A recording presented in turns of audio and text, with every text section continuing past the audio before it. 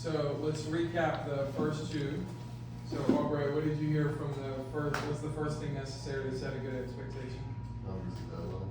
Numbers and deadline. And that Miguel is around what? Getting a clear what? When. Excellent. All right. And then on to number two, what's the thing everybody in this room has the power to do in number two? Say no. Yes or no? Say no. Went straight to her superpower. Like, shut it down, Carl, is what I'm going to do.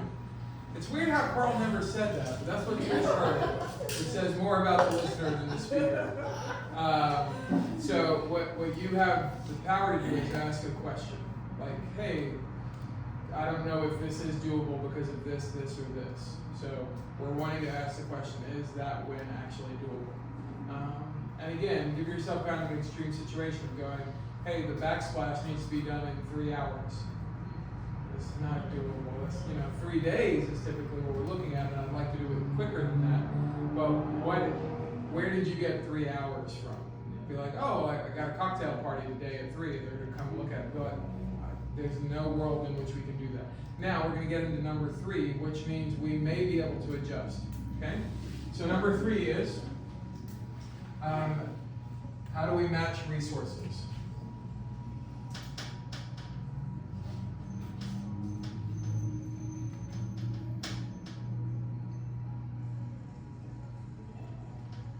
The important word here is match. The important word here is doable and clear. So if you're looking for one word, number 1 is clear, number 2 is doable, number 3 is match. So, also for your notes, resources come in 3 different types. Resources are time, energy, and money / tool. Time, energy, money, or tools.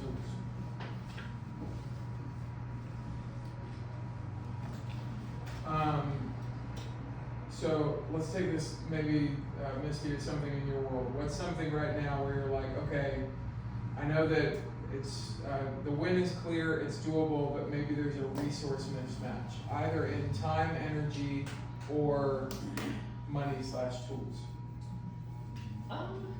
Maybe with, you may have already addressed it, but with our current CRM,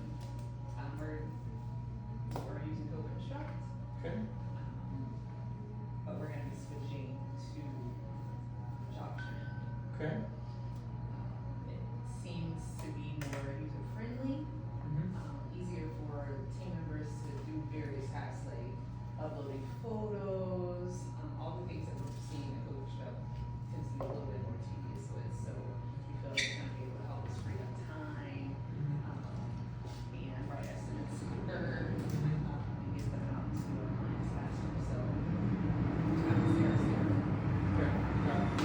So around switching the CRM, who here has to touch the CRM where it affects their job? Everyone will. Okay, so I'll ask again. Who here does the CRM affect their job? All right, we're almost there. All right, one more time. Who here does the CRM affect your job? Oh, there we go. Look at all that buy-in. Okay, so now what I want to hear from Jeff and Misty is, what's the win in switching to the new CRM? Because here's another thing. Bad organizations say because I said so. Great organizations want to have a conversation as to why this is happening. A lot of times when you talk about like, hey, communication it's 7 as opposed to an 8 or 9, or sometimes it's at a 3. It's because a lot of times we're like, hey, we don't have time, we're not going to talk about this, just do what I said, right? As we move into a great culture, it needs to be like, I want to understand the why of this so that I can be bought in, so that I can be like, I'm really excited about the new CRM. I didn't know it'll help me take a picture better on the job. I didn't know it'll help estimations or receipt calculations or whatever it's designed to do.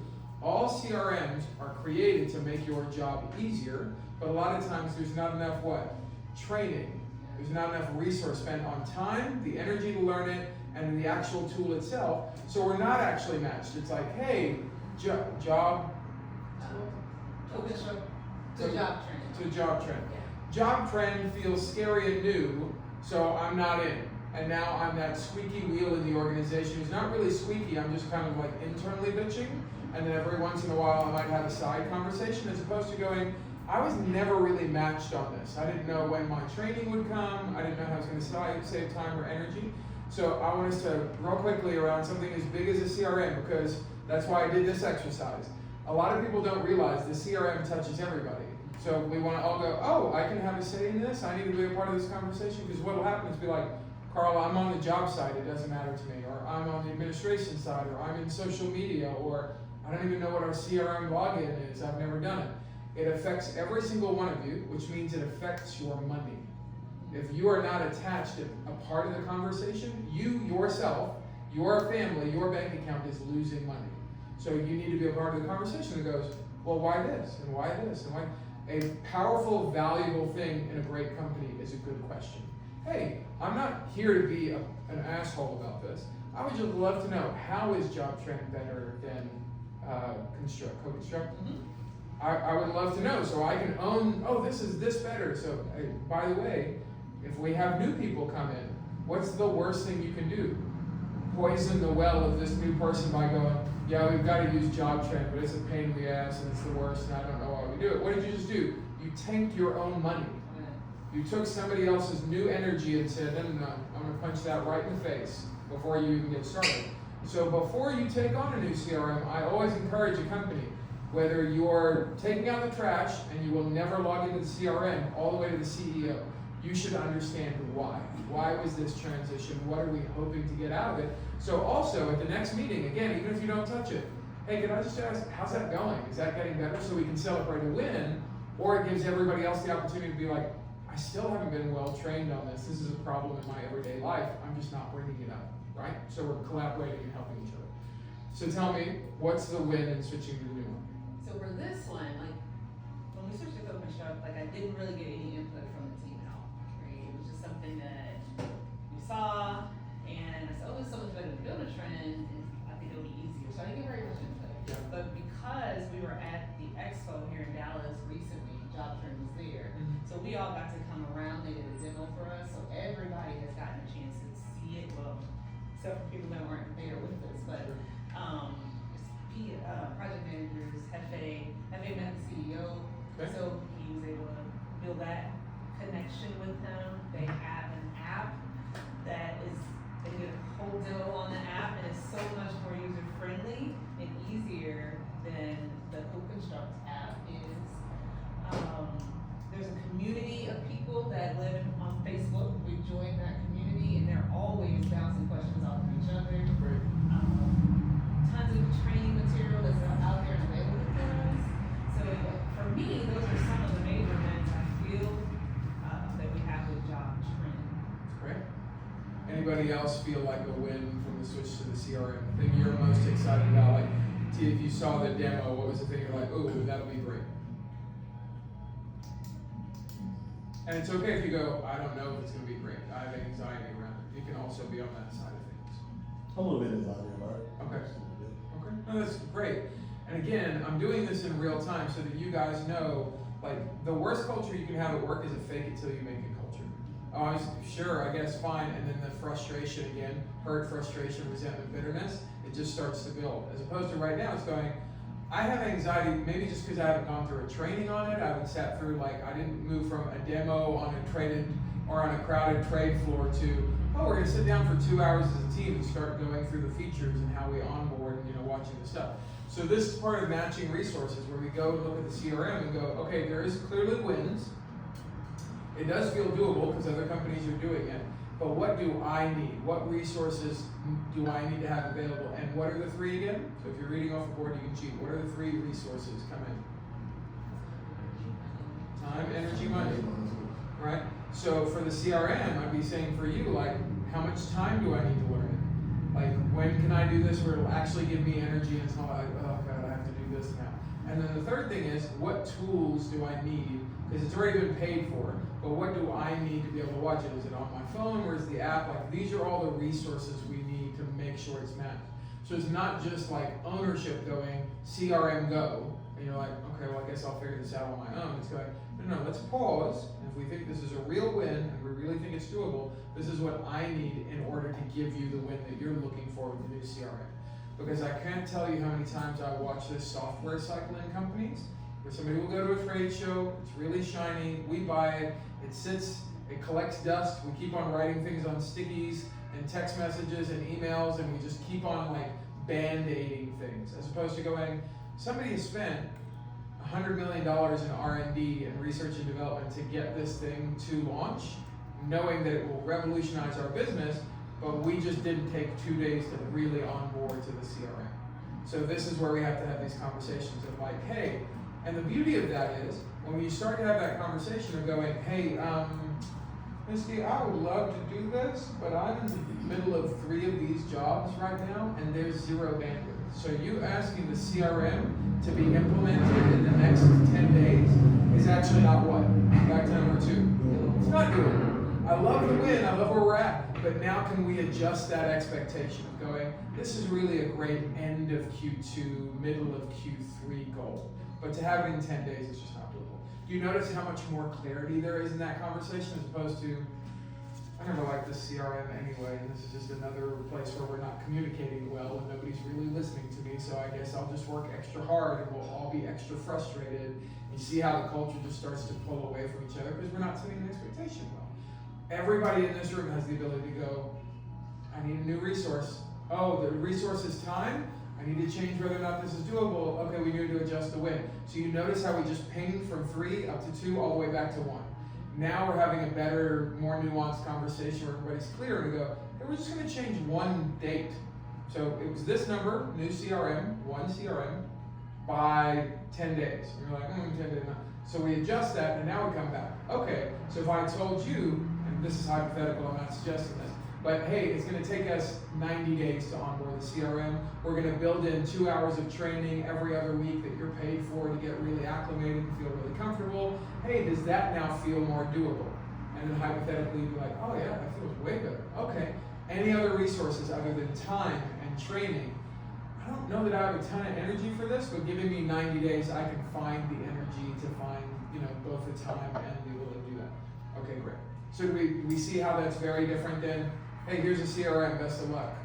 There's no great expectation setting. Okay, so that's number 3. Questions on how to have a conversation around number 3. This is vitally important that we don't miss this, where if you feel like you don't have a resource, and let me ask a pretty vulnerable question with Jeff, Misty, and Broom, so if you need them to leave, you can tell me that and I can ask them to leave. Does anybody here actually feel like they could not have that conversation in this organization? Where you're like, I don't know if I can say that. And sometimes it's not because of Jeff and Misty, it's just because you're moving so fast. There's never a time to have the conversation.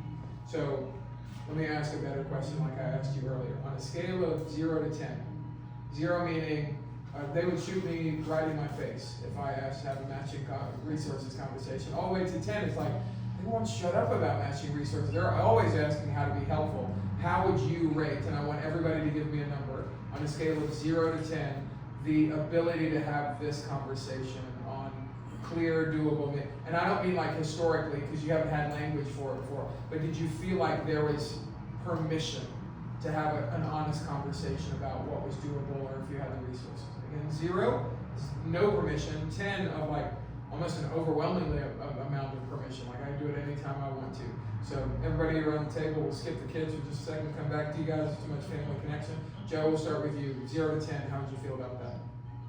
Okay, I'm gonna say like a 5? Okay, that's good. Good, David. Thank you. ¿Entendiste? Estaba diciendo de que de 1 a 10 fue el mejor número para que puedas decir cosas o no, de 1 siendo lo peor y 10 que seas siendo lo mejor. Usted tiene la oportunidad para hablar sobre este problema con usted y ella tiene el tiempo y la mente para esta conversación. Yo dije 5. 3? I'd say 5 is in between because I know we can kind of talk to Misty and Jeff and some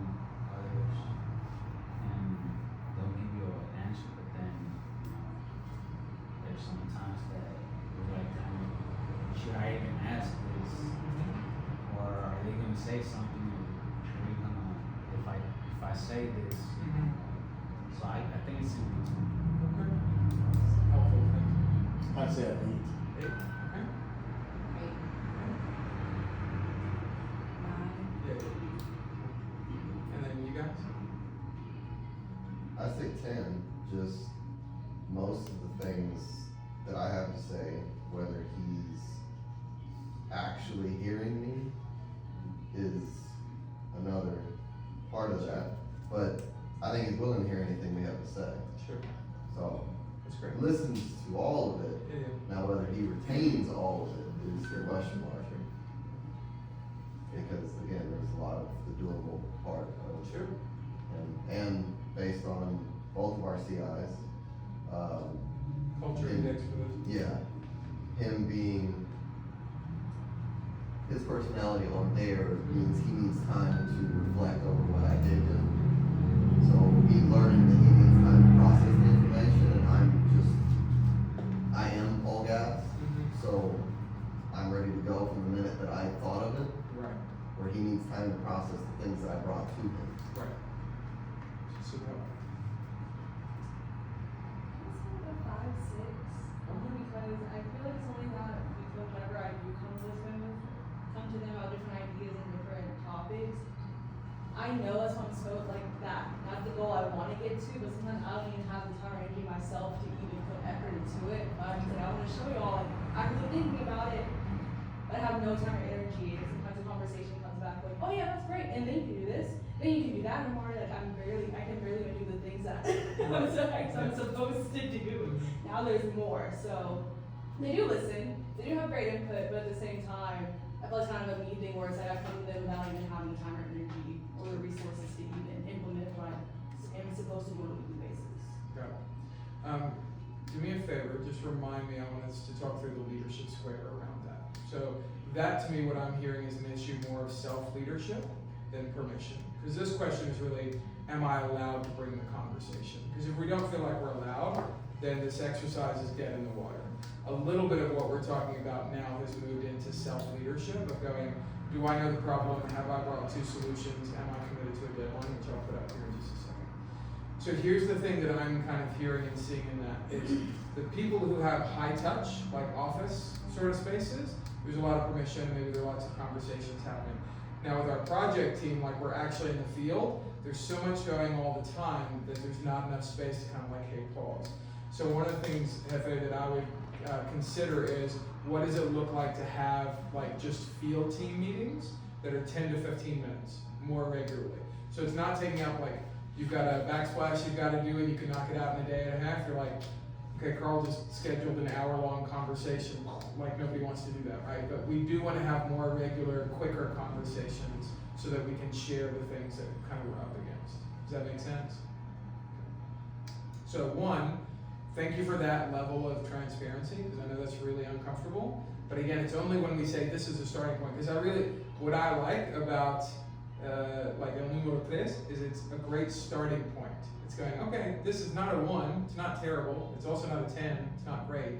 So it goes, hey, how do we get from 3 to 4? It's like, how do we get from 7 to 8? It's like, oh, in my mind, what I've seen work is more consistent conversations about a thing. So over time, you feel like you get some more permission to be in those spaces. You're like, oh, I need this tool, or we need this resource, or this is kind of what we're up against.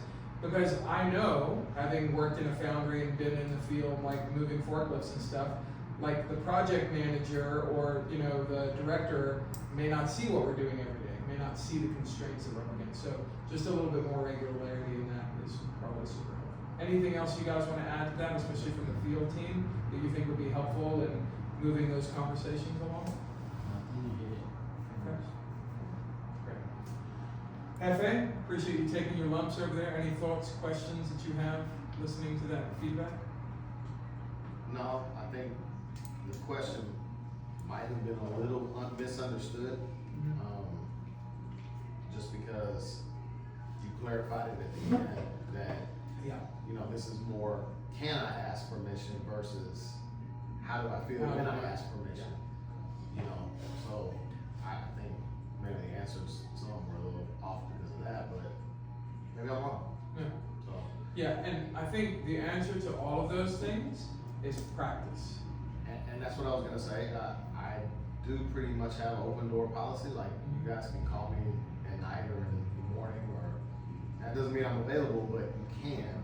You can always tell me, hey, I need to talk to you tonight, tomorrow, the next day, and we can always have that conversation, so, I'm always open to that.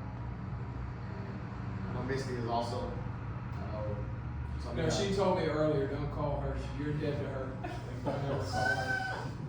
I don't like people, I barely like Hefe, nobody better call me. I called her earlier, and she cussed me all the way out. Alright, so let me do this real quick as an aside, because I do want to hit on exactly what Ariana brought up here, which is this idea of the leadership triangle. So, who here around the table is a leader? Okay.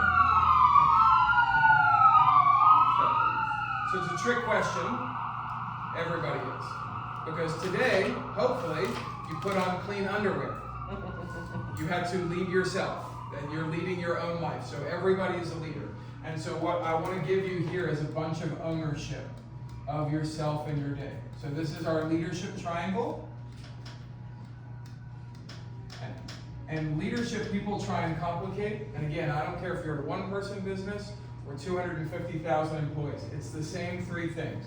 At the top of the triangle, it's what problem am I solving?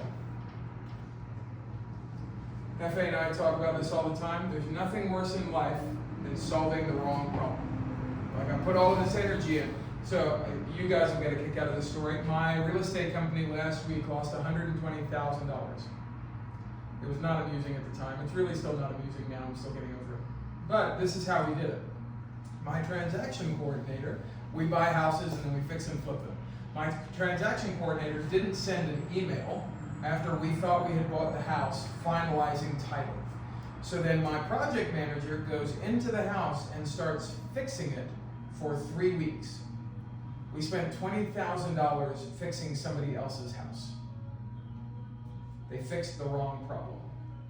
Our crew was in there working on this problem. They're a great crew, doing tile and floor and paints and the whole bit. We had $20,000 of our own cash from the company invested in the wrong house. A lot of times we're spending energy on the wrong problem. So the question is this the right problem? That's the first thing in leadership. And here's the thing around the table. Everybody's got to be asking that question.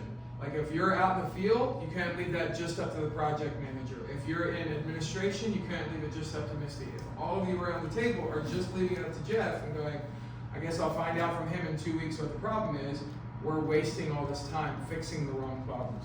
Everybody around the table has to be asking themselves, is this the problem I'm meant to be fixing right now today? Is it urgent? Is this the thing worth giving my energy to? So that's number one. Number two is 2 solutions. So once I know the right problem, I need to be bringing all the time 2 solutions. Anybody ever date somebody who you ask this, hey, what do you want to eat? And then 45 minutes later, you still haven't picked a place to eat. You might be that person. I don't know. If you've never dated that person, you are that person. You were the person in the relationship. Every relationship has the one person who's like, I'm always hungry. Okay, let's do the Italian. I don't like Italian. Okay, let's do the sushi place. I don't want to go to the sushi place. All right, let's do pizza. I had pizza last time. Hey, let's do tacos. I had tacos for lunch. Like, there is no solution orientation. They're just coming up with more and more problems. Does anybody like being with that person? No. So I want to do this real quick. We're going to hold up an imaginary mirror and go, how many times have I shown up with no solutions? I'm waiting for somebody else to tell me where to eat. And then I'm mad at them when they don't pick the perfect place for me to eat. Everybody at the table has to bring 2 solutions to every one problem. Everybody. Now, here's the rule around this. You can't bring one solution because then you're telling the person this is the only place I'll eat. Okay, that's not a conversation, that's not fixing anything, that's dictating to the other person, right? And what I've noticed is if you bring 3 or more solutions, it's now, anybody ever eat like at a Cheesecake Factory where the menu's 48 pages long? You can't ever pick because you're like, I didn't know I wanted both tacos and like Italian. Like how, what do I do there? And so what we want to start doing is how am I creatively, every time I'm coming into the job with you and you're like, okay, Carl, start working on this backsplash. And I'm like, okay, well, I don't actually know how to do that. So then it wouldn't be me telling you, okay, well, you train me. It'd be like, hey, could I watch either you or you do the job for the next 2 hours until I feel comfortable? I just came with a solution. There was a problem that I had, and I'm at least bringing it to whoever's in charge of me. Hey, could we do either this or this? We're taking some ownership of that thing. Now, this line down here is called the experimentation line. Experiment. Every solution is an experiment. Nothing is set in stone. We're going to play with this. So again, your starting point, you go down to the right, and you keep on going here.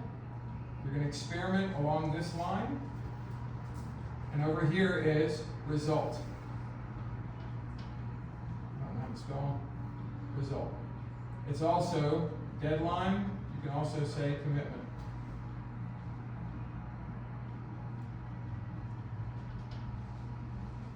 Problem, solution, result. What you do between number 2 and number 3 is you experiment with one of the solutions to see if it gets you the result. If it doesn't, guess what do? Go back to number 2, play with a different solution. And what it might show is, man, we're giving all this energy and it's the wrong problem, then start again. Find the right problem. But in every one of your departments, this is what the CRM is supposed to do, right? So on a big macro level, the last CRM wasn't working. You guys went around to different trade shows, examined different things. Well, it's either co-construct or it's job, whatever. Like here are all of the 18 options that they're providing at the trade show. And now what are we going to do with this new CRM? Everybody at the table. What are you going to do with the new CRM? Experiment. This is not, Misty brought it, it needs to be the salvation of everything in our company. It's like, no, you all are owning the solution together and experimenting until either it gives you the result you want or you start with a different solution. And that doesn't even mean a different CRM. It's like, well, our training around this solution isn't right, so we're going to experiment with us differently. Because it might be the right solution, we're just not doing it right. Because maybe we don't have a high enough commitment or the deadline is unrealistic. So we're going to play with all of these things here until we get the result we want. Make sense? So this thing, again, is all about how do you own your own leadership journey. By the way, this is true of your entire life. Anything that you have anxiety about is because there isn't enough of one of these 3. You have anxiety because you're solving the wrong problem. So we were talking earlier, oh shit, I bought the wrong house. Okay, so now the new problem is how do I get my liquid out? Before it was how do I learn how to do this thing? Well, I learned how to do that, it's not the problem anymore. Now it's how do I get the liquid out? Okay, well let me see about creative financing because I kind of pulled this thing out now and I'm going to experiment with that creative financing until I get the new result, which is more liquid, right? Same thing with, I'll keep on with you. Oh, new baby on the way. Oh, what's my newest problem going to be? A lot of divided attention. Okay, so I'm going to play with these multitude of different sleeping options. How are we co-parenting? How are we getting more help in? I'm going to experiment with that so I can maintain some level of result. Or I'm going to go, I've got a brand new problem, which are my expected outputs in this season of life are unrealistic. So I need to change, adjust those so that I have a different problem, which is how do I serve Capri and my wife during this season? Because it might last 6 months, but it's not going to last forever. So we're making this experimentation with solutions, right?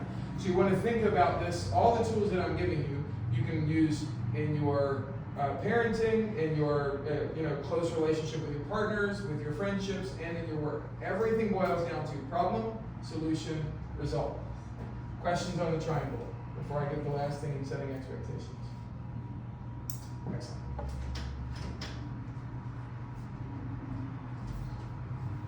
By the way, Hefe, I'll make sure you guys get a Dropbox with all 7 shapes. So as you guys are trying to reference these, you'll see like them branded and helpful and all the language around it. All right, last thing, and the most important thing that I'll hammer a lot with every company and you guys specifically. How often are we meeting? Meet regularly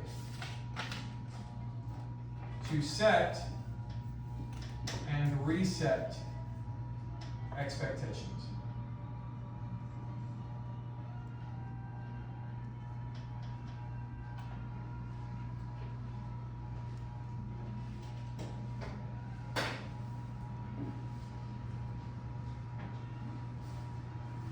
Your expectations, for your notes, expectations are an experiment. They're changing all the time. Expectations are an experiment. This is not I said it one time, 4 weeks ago, and now nothing has changed. So my expectations are as appropriate as today as they are, last week. We were joking earlier about, sorry, what's your last name? Michaela. It's like, for you and I to expect Michaela to dance like she did 7 months ago is a ridiculous expectation because she's carrying life. And as funny as the rotisserie chicken thing is, I wanted to say that to her, but I love that you have that joke. The company has different expectations over her, students have different expectations. Why? Because literally her whole world, her physical form is changing, right? We want to think about the business, about your responsibilities, about your colleagues and teammates the same way. It is a living being that is always growing in different ways.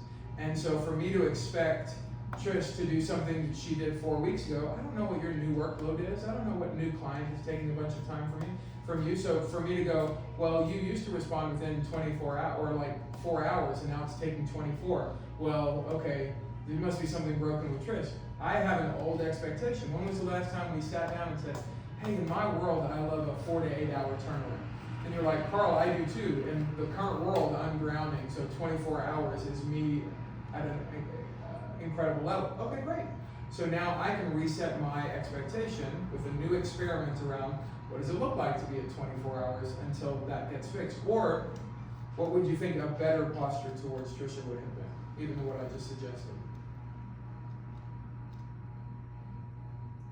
She's drowning, and I said, best of luck, I'll just wait longer. What should my response have been? How can I help? And this is, by the way, the posture everybody at the table, whether you're in process and administration and implementation towards field, or the field workers towards like, hey, how are we writing an email or encountering our clients? Like everybody should be asking each other, hey, how can I help? Like what's going on in your world? Here is the most powerful question I can give you. If you don't hear anything else, write this down. What can I do to carry some weight in your world? It is easily one of the most powerful questions you can ask another human. What can I do to carry some weight in your world?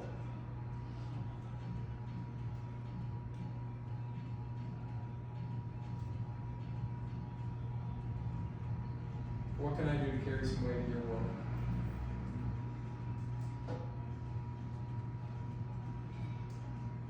F.A., why do you think that's such an important question? Because it takes a team to do it, and if you're not working as a team, then it takes a team to do it, and you have to move together. You can't move singularly.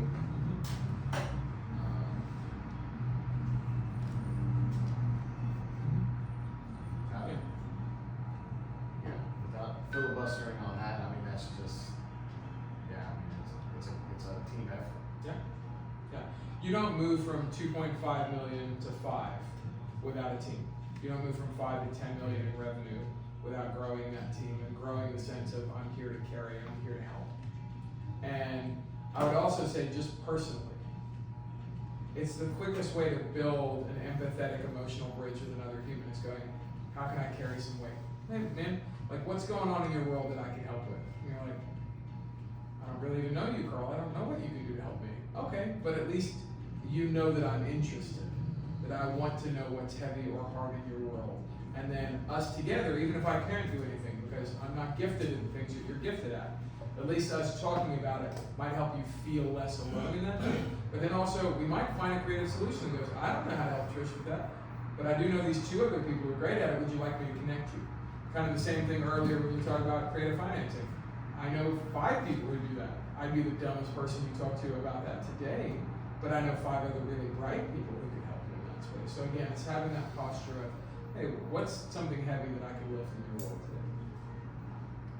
All right. Questions on the 4 things: clear, doable, match, and meet.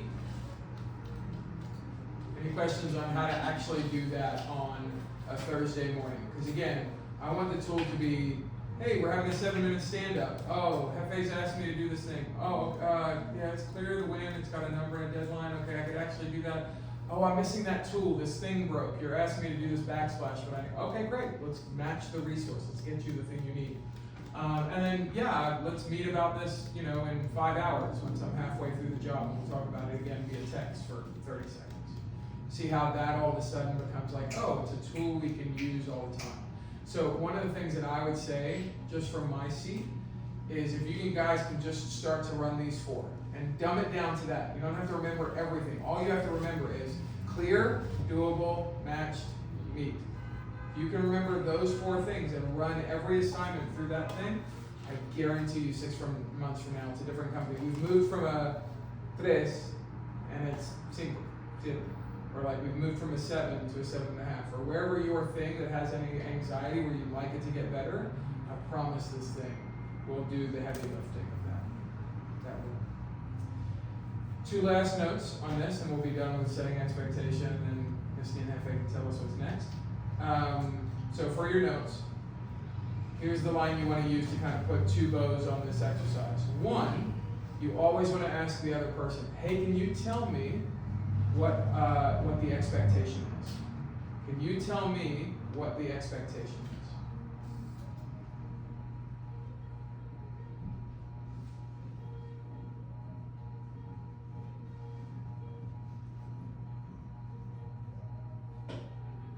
Missy, why do you think that's such an important question to ask at the end of this? I feel like that's important because what your expectation of what you asked may have been interpreted differently by the other person. And let me just say quickly, not may have, will almost always certainly be different than what they heard. Yeah.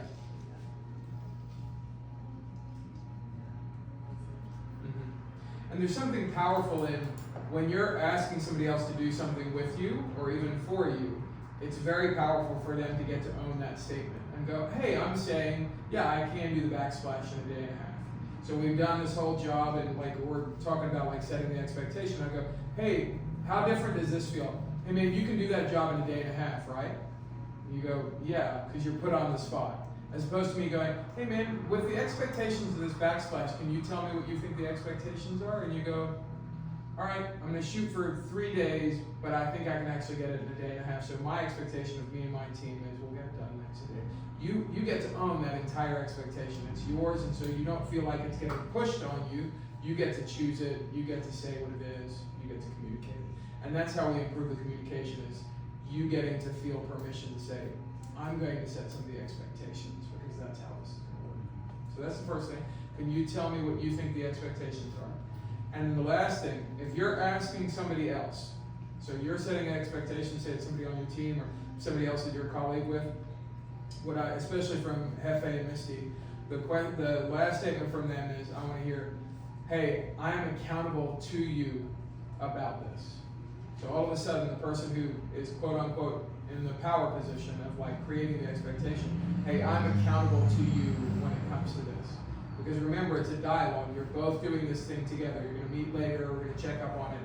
And the person who is asking for the thing is saying, I am accountable to you. Why do you think that's important?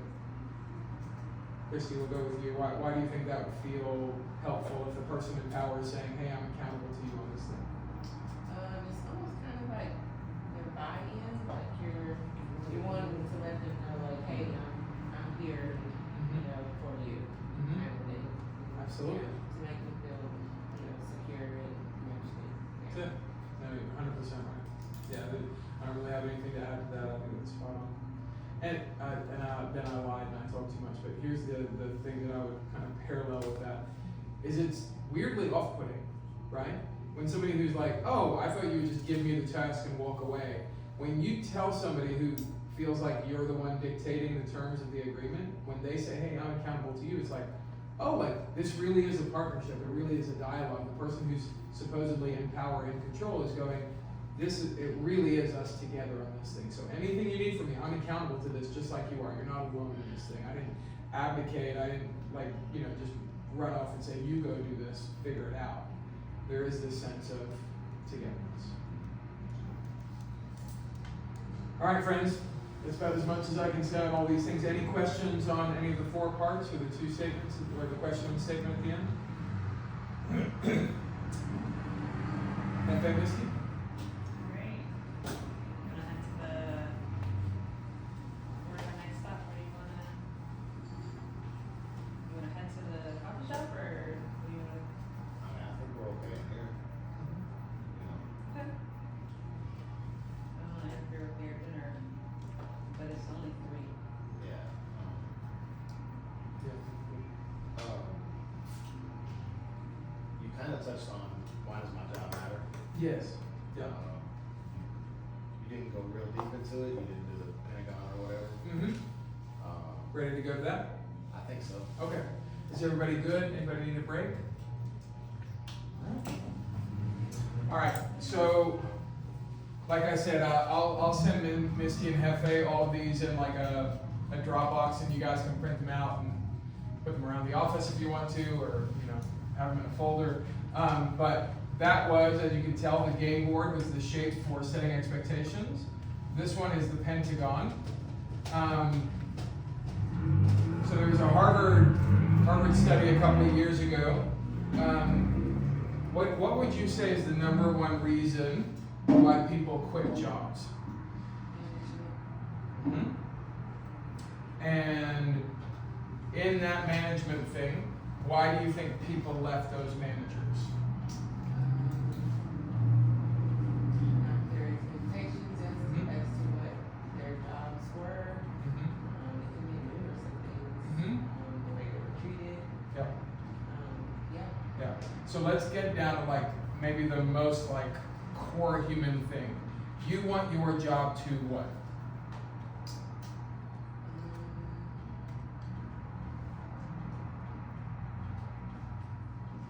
Now, we're making an assumption. Assume you can eat and pay your bills. That's like all jobs should pay you a living wage. I know we live in America and that's a real problem here. But we're assuming that everybody has a living wage. What is the other reason why we work? As humans, all humans around the planet, you will watch kids will play at what? Play at working. They play at like, shop or whatever. From the time they're small, before they understand that there's a monetary value to work, they're doing it. Because humans are looking for what? Fulfillment, purpose. So here's the thing. Here's the question I want to ask.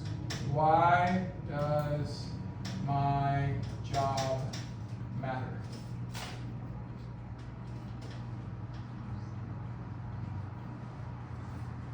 So the study we were talking about at Harvard is people leave positions because nobody ever explained why they matter in that position. It's like you're talking about in corporate America, right? You're like, the thing's so big, I'm just another, part of the machine. Yeah, I'm just another number in this large algorithm, and it doesn't matter. So here's what I want you guys to draw. We're going to give a little pentagon here. And as you can tell, I'm terrible at drawing. And this is the purpose pentagon.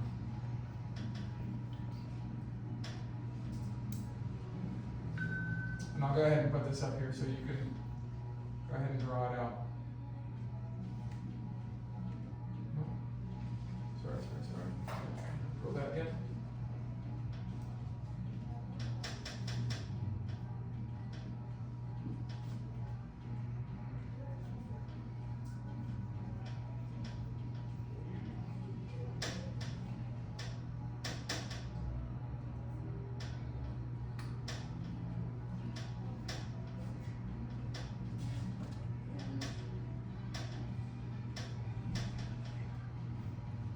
Responsibility is the long word. All right. So top left is result. Bottom is problem. Elevated problem, solution, result.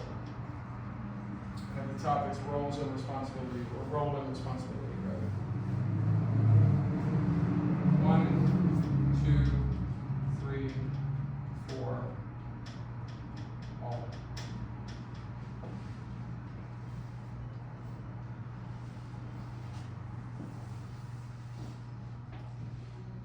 Keeps on fondling me here. Yeah. Okay. So basically what we're gonna do in this moment is, this is the equivalent, this will be fun for you as a marketing major, this is a branding exercise. Any company that's out there is doing the same thing. They need to answer the question, what problem do I solve for the consumer, for the client? How does that problem get worse if I don't solve it? What is my unique solution in the marketplace? And what is the result that I'm promising the consumer? And you can, make this like, this is the little brand house if you want to do that. So this is the foundation, and then your role and responsibility touches all of these things. Now what happens is, people leave companies when they can no longer understand why their responsibilities matter. Then they don't understand responsibility is your day-to-day task, right? Your role then is, oh, that's my title, I'm in operations, or I'm a project manager. So in the day-to-day, if they don't feel like what they're doing matters, then they don't feel like their role matters. Now all of a sudden, I don't understand why it's attached or how it's attached to anything in the company, and they leave. So, in the same way that I asked you earlier, like what was your one word? Like, oh, it's connected. I want to ask the same thing in this. What problem do I want to be known for solving? So that's a question for your notes. We won't be able to unpack this, but I want you guys at some point as a team to unpack this on your own. Is what problem do I want to be known for solving? Can I ask, what problem do y'all think we are known for solving? Yes, so we're gonna get to that for sure. So it's this idea of first it's you, then it's your team, then it's the organization. And sometimes you have to reverse engineer that, so that's good.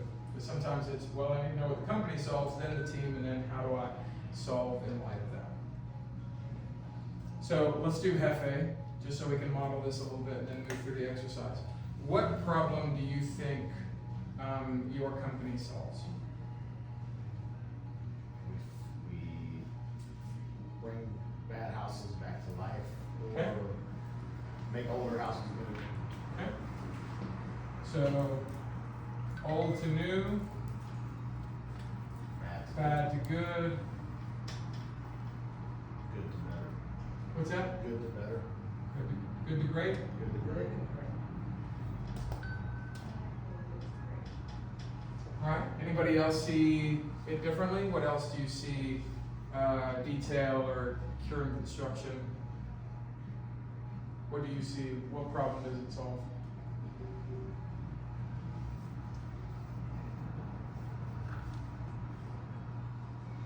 Anything that gets you excited to get out of bed and come do this as opposed to doing something else? So you talked about before, like connecting. You can also just label it by like what's wrong in the world that you're fixing. So I give this example now, Trish and Jeff and Misty being in our house. I don't know how to do what you guys do. Like if you asked me to fix something in my house, it would go very, very badly. And you'd make something beautiful and I'd make a mess worth lots and lots of money for somebody else to fix. So what would I naturally have around any sort of problem that you would fix? What's my emotional state around that? What I just described, how am I feeling? Anxiety. Yep, so there's anxiety, what else? Stress. Stress, yep. Maybe a little confused. Confusion, for sure. You talk to the men anytime. Like, if you don't know how to do something and other people do, like, what's the thing you might feel? Around, especially something you should know how to do. You feel, yep, stupid. What else? What other bad thing? Vulnerable? Vulnerable, 100%. So vulnerable.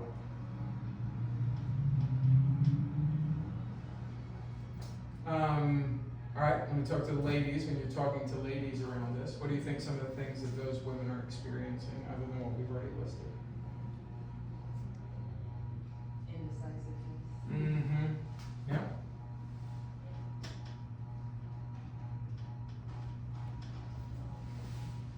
All right, so here's the things you're fixing in the world. Old, bad, good is just like fine. I would also add broken.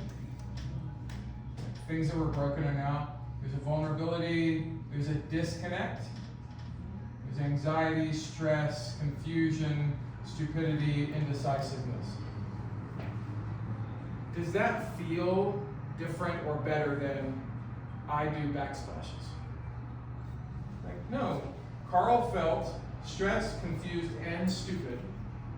And the three of you walked out of the house, and I felt less stress, more clarity, at least resourced. I wasn't any intellectually smarter than I was when you came in, but I felt safe that somebody who was smarter than me could at least give me advice. And again, even if we never get to work together, it was like, what a great experience to go, oh, this is what we do in the world. When we walk through it, broken things are now whole. Stressful things are now calm. Confused things have clarity. What a great thing to do in the world. So do you notice how that purpose feels different than, yeah, we remodel some bricks and wood and pipes and whatever? Because we feel an attachment to it. This is where purpose is so important. Like, why is this more important than, again, just the brick and mortar thing? Now, the other part of this is, I would say because you guys have been doing this for a long time, there's a craftsmanship element to this. So even in this, I would go from ugly to beautiful. And I don't know about you, I'm kind of over ugly things in the world. Like, people are ugly to each other, life is hard and difficult. Oh, and then I walk into one of the bathrooms that you've done, and I'm like, oh, this is beautiful. Isn't this a nice place to be? Oh, this bathroom is nicer to be in than the conference room that was built with zero interest or zero connection. Isn't that a funny place? The place we poop was a more beautiful place than the conference room where we make money because there was intentionality. There was craftsmanship. That's what you guys are doing in the world. And again, do you feel how that elevates a Tuesday morning where you're like, oh, it's not just go in and get out and be pissed off with this client or with each other. It's like, no. We're taking all of these ugly, bad, broken things, making it this thing. All right. So we'll just say this for right now. The problem that you solve is ugly to beautiful, just for the sake of this right now. And then we're including all of these other things. So now we're going to walk through the exercise. For you, how bad does that get? So if they never meet detail, they never meet your construction company, and their problem of anxiety, stress, confusion, stupidity, indecisiveness, vulnerability gets worse, how bad can it get? What's that? You get fired? Okay, well, let's imagine you don't, yes, you can get fired, but now let's make it all about them. How bad can it get in their world? Because you can go get another client, but this is the place where this person lives, or they've got a bunch of their money tied up in. How bad can it get for the other person? One, if they don't encounter you, so they find somebody else who's not as good as you are. Or two, we made promises, we set an expectation, and then we didn't deliver to reduce their stress, to improve their clarity, to remove their anxiety or vulnerability. How bad can it get? You can kick his dog. Okay? Yeah. So elaborate for that. I'm gonna, might be short and sweet to the point, but what do you mean when you say that? A really bad home life. Yeah. The house is falling apart, and he may be angry, and he may kick his dog. Mm-hmm. Yeah. Okay. So we've got animal abuse. What else? How else does the problem get worse? Relationship problems. 100%. Walk me down that path. How do you see that playing out in your head? Lots of arguments and things of that nature. Mm-hmm. Yeah, they were already on tough terms, and one partner thought the other partner was going to fix it. They didn't find a good person to come and fix it, so those problems only escalate. So let's keep on walking down that path. What happens in that relationship? Maybe divorce. Yeah. So I know this feels like, man, we just got heavy. Like I thought we were doing like some bathroom tile work and we're already getting people divorced. What I would tell you is, this is what's happening in the world. You have an opportunity to interject in people's space to either make it the best thing that they've experienced or more of a terrible thing that they're currently experiencing. And so it's really important for me, like, when I come in and consult with you guys, I'm not going just, hey, how do I get you from 2.5 million in revenue to 3.5 or whatever that number is. That's important because all of you make more money. But I'm equally interested in going, if I teach you how to set a better expectation, and now all of a sudden you go home to your partner, and you're like, hey, I don't know if the wind was clear, and we keep on having the same fight. My goal is literally, I hope you have a better marriage. Like, hey, I was with my kid, and we keep on having the same fight. Oh, maybe the wind's not clear. I'm trying to live my life through them, for them to be an athlete, or whatever the thing is. That's my win. It may not be their win. Maybe they want to be an artist or nothing right now because they don't know. All of a sudden, I'm having a new conversation. And so my work as a consultant is not just about the business. It's going, hold on, there is 1, 2, 3, 4, 5, 6, 7, 8, 9, 10, 11 humans in this room. How can all of us get a little bit closer to something that is less anxious, less stressful, less confused, less vulnerable, more safe? Because it will affect your closest relationships. It will affect your kids, your friends, your parents, all of these things. So your job is an excuse to be helpful to a human, and it just happens to be in this avenue. You can do the same work in restoration, in tiling, in renovation, and construction as I'm doing in consulting. We can do the same work that a counselor is doing by sitting and listening to somebody's problems, because we're reducing the anxiety and stress in that person's world. I would tell you, all right, I'm trying to figure out if it's okay to bum you guys out this hard. And I'll go ahead and do it because I think it'll be helpful. So I consult with a company up in Toronto. And a year ago, they had somebody on staff kill themselves. And I remember thinking in the middle of that, oh, this is why I'm here. Because the founder immediately called me. He said before he called anybody else, like, he had just gotten the news 15 minutes ago, and he's like, I don't know how to process this.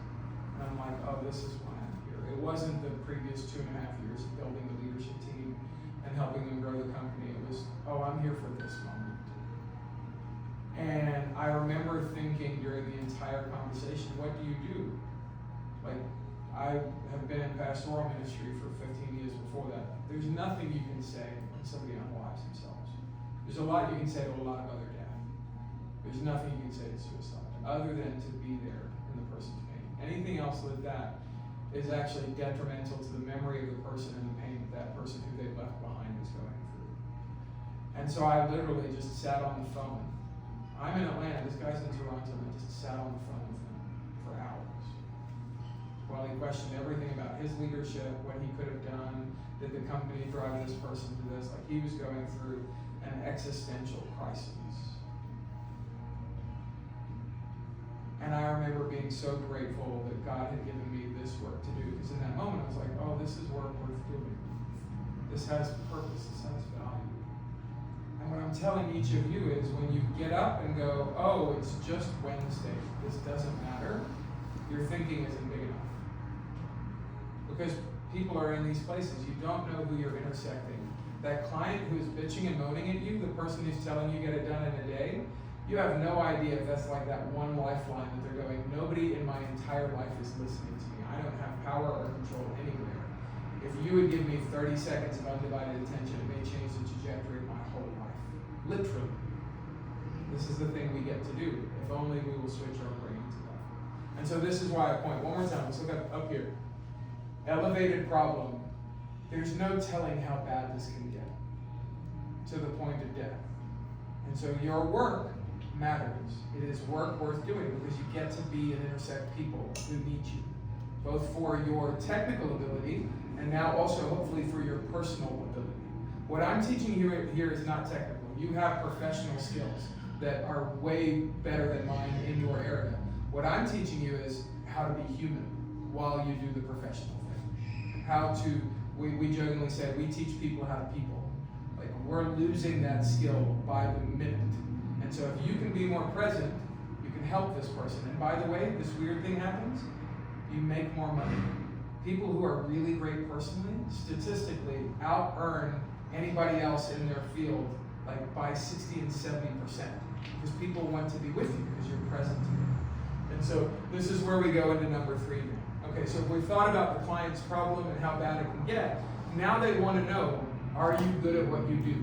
This, by the way, should be the smallest part of this entire exercise. Where I see companies and people get this wrong is they talk about themselves all the time. Oh, we're the only people who have this technology, or we've been doing this. Nobody cares. They really don't. Like anybody ever gone on a date where the other person talked about themselves the entire time and you're like, I was set up on, I didn't even want to be here. And you just talked about you for an hour and 12 minutes and I'm picking up the bill. Like, this is awful. That's what we do unintentionally in our work lives, both with colleagues and with clients. We'll talk about our problem the whole time. Hey, this is the solution I need the whole time. And so I would tell you, yes, we need to tell people why we're great, about this much. We need to focus on their problem and their result this much. So when you get to now the 4th part on the left, what is the result that we're promising people? So here's where this is not rhetorical, I want you guys to engage. What result are you hoping to give people who trust you with their money, their time, their home? Their dream bathroom, whatever that they have imagined or looked at pictures on, or something like that. Yeah, absolutely. What else? What result are you hoping to give your clients? Peace of mind. What does that mean to you when you say that's a beautiful phrase, but like walk that through viscerally? Maybe tell me a client that you saw this happen before. I think we have a client right now that we're working with in Dallas, and her house was flipped before she bought it, and we went in there for a simple insurance repair and discovered her whole master shower was trash, and pretty much all the other showers in the house were done the same way, but I feel like we've given her peace of mind that she knows that it was done correctly this time, you know, and that we're gonna be there with her through the whole process. We've pretty much held her hand through the whole thing with the insurance and just, you know, making her feel confident in her home and that the craftsmanship is up to par and she won't have to go through this process again, or, you know, I think that we've been really accountable where the people before us were not. Yeah, so good. One of the things I would say too, in the same way we talked about celebrating like a quick turnaround on a job, these are the sort of stories that I would be telling everybody around the table. Hey, when you have this moment, when you see a result, share that with me so I can share that, you know, with the rest of the world. Because just so everybody around the table knows, all marketing is either problem or result.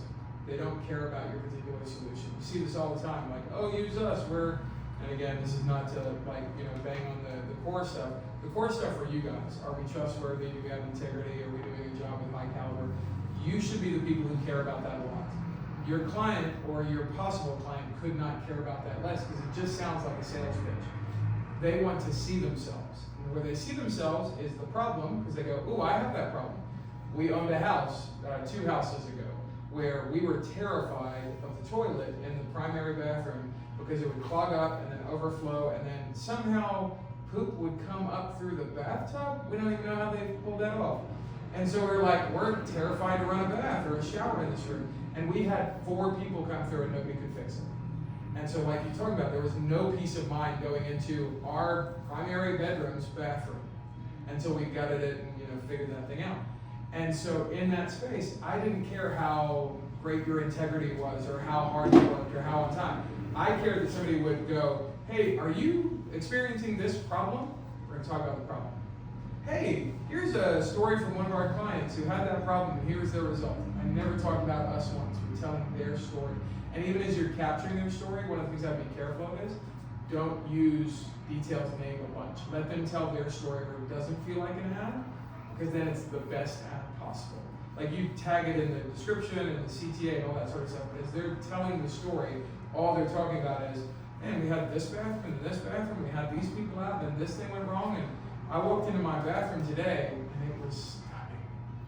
You didn't tell my story at all, you told yours, and other people can see themselves in it. So that's both valuable for our purpose to go, this is why your job as a storyteller matters.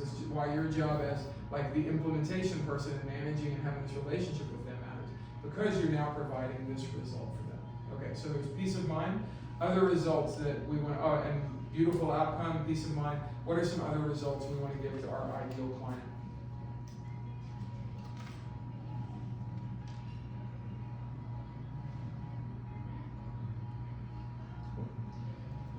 Here would be the homework. In the same way, like you have a one-word thing of like why you're showing up, it needs to be connected with what's one result you're providing all the time. So like if I'm working out in the field, it might be it's done right the first time, so that it's right. That might be my word. Or, no, our clients don't actually care about that. What they want is speed. It's 3 days versus 1.5, okay? So we're gonna be the fastest. But you wanna have something in your mind to your role, your responsibility at the top of this, where you're going, I'm committed to this one word all the time. It's beautiful, or it's peaceful, or it's fast, or it's right. Whatever your one word is, everybody needs to have a one word result that they're providing to the one word problem that you think you're solving.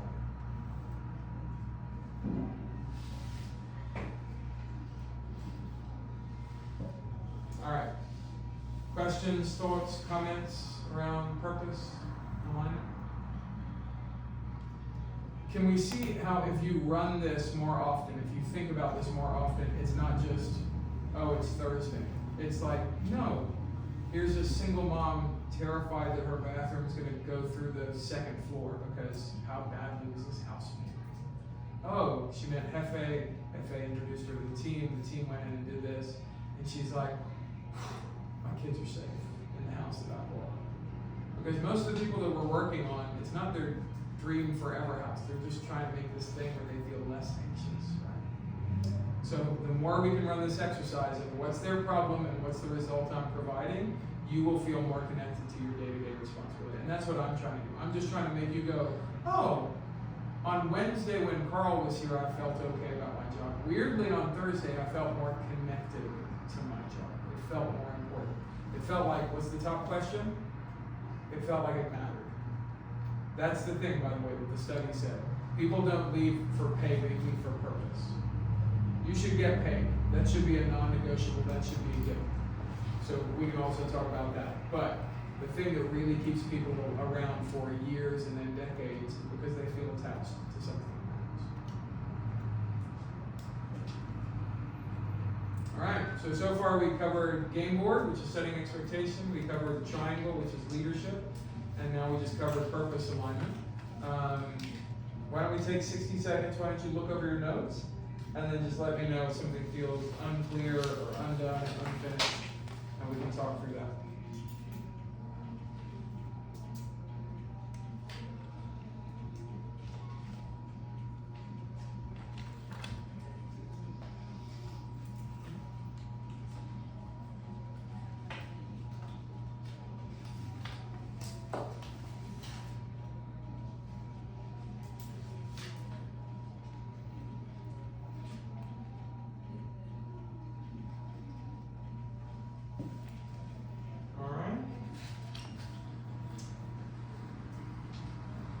I just want to say something about purpose alignment. You know, when we talk to a lot of these clients on the front end, we hear all their pain points, so we kind of know where to touch. And when you hear people talk about the last contractor they had, how, you know, how bad they were, how terrible they did their house, or me and Angie were at one last week where the lady was like sexually some guy made advances to her, and you know, so now I know, like, her husband's a cop, so I know like how she feels, and you know, I know a lot of things about him, so you know, we can really come in behind them and show like why does our job matter and how can we do good with them. And I've joked about it several times, but I feel like, and maybe this is just me like patting myself on the back, but like the reason the Mavs are doing so good is because we did such a good job at Kyrie's house. We took all the anxiety out of his, we did his master shower, when he showers in all the time. We put a steam room in his gym. We repainted his gym. It looks nice. We did all his showers. Like, we've done all this work, and they have very low stress. They call, we're there. Like, no matter what other jobs we got, we take it on and we take care of it. So I feel like we made a difference, you know, and we can't obviously say that on social media or whatever, but it's the truth. They request us and request us and request us because we've done this work for them, and it's not just them. You know, you look at the lady who was bought and sold 30 times. Like, she told me the same thing where, you know, our team's been very conscious, and we have little problems over there, but she said we've been very conscious about her situation, and we never made her feel uncomfortable, and, you know, there's just a lot of things that we do that I don't think all of us think about all the time. You know, there's a difference being made. Dana was so happy to bring us that money the other day. Like, you know, she loves her bathroom, and, you know, she's a single woman too, right? Like, so she's home living alone, and there's a bunch of guys showing up, but you made her feel comfortable by showing up and letting people in and making sure that, you know, the house is locked and her cats don't get out, and, you know, you did all those things. So, you know, your job matters because you're a cat sitter. You watch the doors. Like, you're responsible for things that go on. There's not a flood while they're working. You know, like, you're responsible for those things, and I just feel like those are little things that make a difference, but people don't think about it, you know? And it's just really, those are like, as you start to look at confusion and stress and anxiety, you know, people feel like when you show up and you got a detailed shirt on, or you show up and you're on time and you got all your stuff and you're really paying attention, people feel really comfortable with us there. We don't hear often people say, man, your guys, what are they doing? They're terrible. You know, they made a mess. We don't hear, I mean, we hear complaints, but we don't hear that kind of stuff, you know? So, you know, just, I guess, pat yourselves on the back, but at the same time, just know that, like, people are watching and you're making a difference in people's lives as we do these bathrooms and these kitchens, and, you know. So good. All right, friends. Well, my encouragement to you is take those three shapes. So you've got the game board, you got a triangle, and now you got a pentagon, and go, okay, how am I integrating one of them on a regular basis? So I'd start with the expectations, because that's the one that's going to reduce the most frustration. If you find yourself losing interest in the job, that's where I'd go back to the pentagon. And then also, if you find like things aren't moving fast enough, I'd go back to the triangle and go, oh, how do I own some momentum here? How do I start moving it along in a direction that feels good to me? By going, is this the right problem? Do I have two solutions? Am I willing to experiment and commit to a different result? And again, all of these things should be used practically. Like when you're having a problem, it's like, oh, I've got a screwdriver for that. Oh, I've got a hammer for that. Like these are literal tools that you can use in the middle of these things to start fixing some of these problems. So I know that was a lot for lunch, and then you hang out here after lunch for a couple of hours, and this is not, you know, something that you might be used to. So appreciate the attention and the time. It means the world. So thank you guys. Thank you.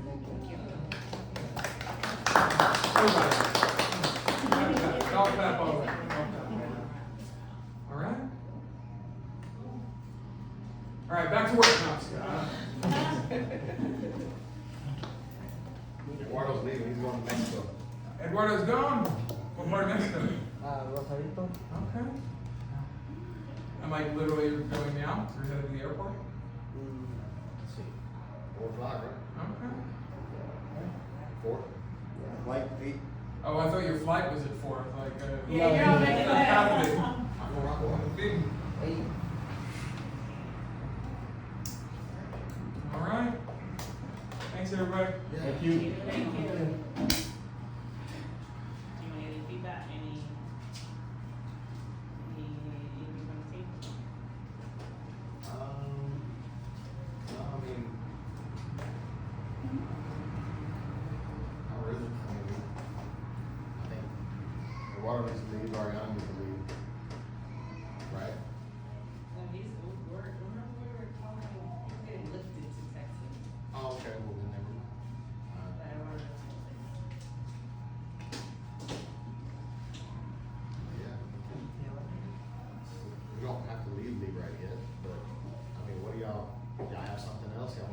work, which I want to. I mean, we're obviously not going to work. It's 4 o'clock. T ain't dressed for work, so. Work shirt. That's a nice little shirt. Maybe no demos in there. Yeah, T off today, apparently. They done slid that in on. Twin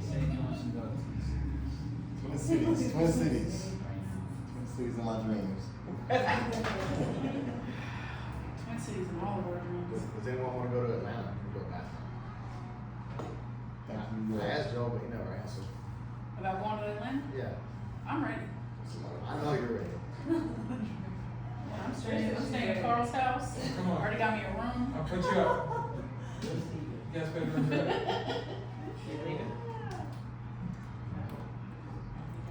You guys have another expo? Where's the next one? Orlando? I mean, that's the next cover. That's the next cover. Vegas will be the next one. Yeah, I don't know if it, talking about that yet. Orlando? Orlando? I Yes, already no. went to Orlando. I have my field. I don't know yet. Definitely. I'm trying not to go any more money. I already have to get Texas money.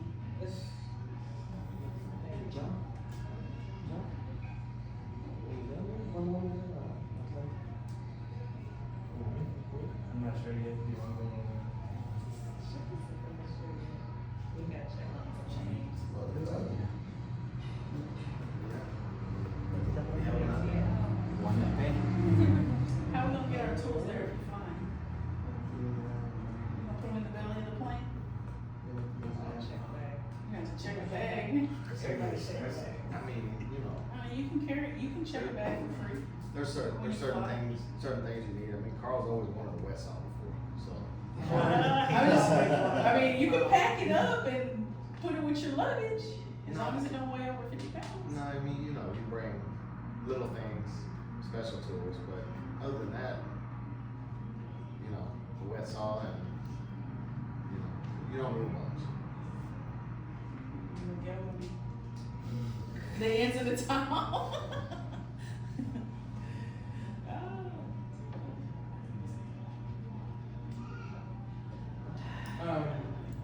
Do you wanna go back and work on the branding stuff? Yep. But I say, I could jump into new shape, but their brains are gonna start running out of their ears. Yeah. Every one talking. I think that's always. They got a lot of good homework. Yeah. So just be prepared, like we're going to implement some of these into our weekly meetings, so don't feel like you wrote it down today and you're never gonna see it again, cause you will. You're gonna see it on our meetings, and so we're gonna ask on a regular basis, because like we're committed, and we hope like from today's meeting, you all see how committed we are, right? And hope that you all are on board as well with us. So, if you have questions, you have concerns, if there are anything, don't hesitate. Like we always say, don't hesitate. You don't know how to get in contact with us. Like, please do so. But we're very confident that if we follow these processes, we're gonna get to where we all wanna go. So, Yeah, I think the question that we have to ask Trisha a lot is it doable? You know, and then, You already You know. know I'm gonna say no. well, and I think it comes from both directions though, because, you know, when you ask T to do something, he needs to ask you, is this doable? Like, is it really doable? Can I really do this? You're asking me to drive to Fort Worth and be back in Frisco and be at the office at 3. Like, is it doable to do all that? So, you know, you have to be receptive to somebody asking you that, as well as when I ask you, like, can we do 3 jobs tomorrow? You have to ask me, is that doable? It's not a one-way street. We have to be able to. Instead of just saying no. Instead of just saying no, she's gonna work. She's committed. so, you know, like I said, I don't mind calling y'all out because we don't do a great job of setting these expectations for the job. always need to adjust the language that I think is helpful. There's no calling out, it's just calling up. Like, you guys are all great, you just haven't done it this way before. This is actually who you are. Like, you're all great leaders in the making. I never say, oh, you're becoming this. This is actually who you're designed to be.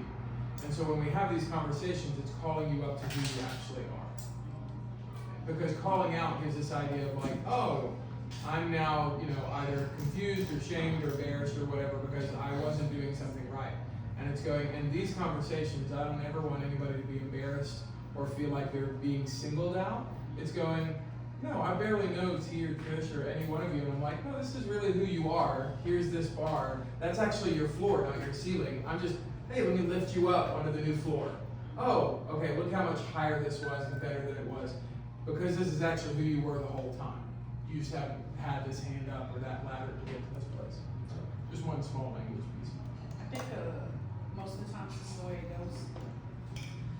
Jeff calls me, let's do this. This client wants this, and I go, no, we can't do that. And he goes, you're not thinking. This is what we're gonna do. Da da da da da da. So he'll convince me. I'll be like, all right, who's gonna do it? Oh, T's got it, or Miguel can do it, or whatever. And I'm like, okay, great. And then Miguel, guess what? Jeff wants you to go, blah blah blah. He goes like, I can't do that. And I'm like, your boss said you can. Your boss said you can. Like, I said no. But so that's usually how things go here. Like, he says we can do it, I say we can't, he convinces me, and then I tell them, and they're like, are you crazy? And I'm like, I know Miguel just needs resources to do it. It's not that he can't do it, you don't have a floor grinder, or he doesn't have a chipping hammer. It's not that he can't do it, it's that he just doesn't have what he needs to do. Does he need the tool though, or does there need to be another Miguel? Is he going to be in two places at the same time? It could be both. I think that sometimes also Jeff has greater expectations of us or beliefs in our abilities that either we don't see or don't realize or think about, because 9 times out of 10, if we show up on the job site with Miguel and he's saying no, we can't do it, he'll come tell me, oh Trish, I can't do it, so I go back to my boss and I'm like, all right, Miguel said he can't do it because So Jeff gets on FaceTime or he shows up, he's like, Miguel, just cut that and push that and do that and do that. Miguel's like, oh, okay, I can do that. Yeah, so it's just And that's almost every. It's language. It's the one graph we didn't go over, language and how it gets to him. Whether I give it to you right or you give it to him right, if he doesn't hear how to do it, it can't be done because he doesn't understand how. And it's also that thing that Carl was saying, like having different ways of thinking outside of the box, coming up with ideas of ways to do it or fix it, or sometimes we don't know. Like, just because I went to some Schluter classes doesn't mean that I'm out there installing Schluter every day. So when my tile gal tells me no, I'm like, okay, Jeffy said no. And Jeff's like, no. And I already fixed the windowsill at St. George when everyone else said it couldn't be done. All he did was pry the window up and it's like, okay, well, I'm done. That took 3 seconds. And I went through 12 conversations with 2 different subcontractors in 2 different fields, and both were like, nope, can't do it, gotta do this, can't do it. Nearly drove across town in a dually. Yep. Lost 3 or 4 hours out of the day. Had he just put his head down and said yes and did it, he would have took it, maybe broke the piece, maybe they had to remake a new one, maybe dropped it on his foot. Like, there's so many things that could have happened. Right. Instead, he figured it out, because he actually was like, Trish, these people are stupid. All you gotta do is da-da-da-da. Perfect, take care of it. And then, with expectation setting, to say we had a bad surplus sale the other day wouldn't be fair, because how much did I tell you we should sell? I didn't give you a number. So how can we say we had a bad one if I didn't give you a number? How much, what's your target for every week? We don't really have one. I haven't. We kinda talked about it, like 1,000. Yeah, We talked I about heard, 1,000. I heard if it's not written down, it's not real, so. Well, write it down. If it's not written down, it's not real. That's it, write it down. What was that number again? I'm sorry. We had talked about. Carl said 150,000, that's what I heard. Under 50, that's what I'm saying. In a year? No, Carl's I the didn't dumbest hear person that. who's that very time. I didn't hear that number. So we look, we write the Yeah. number down? Okay, surplus sales per week. 150,000. No.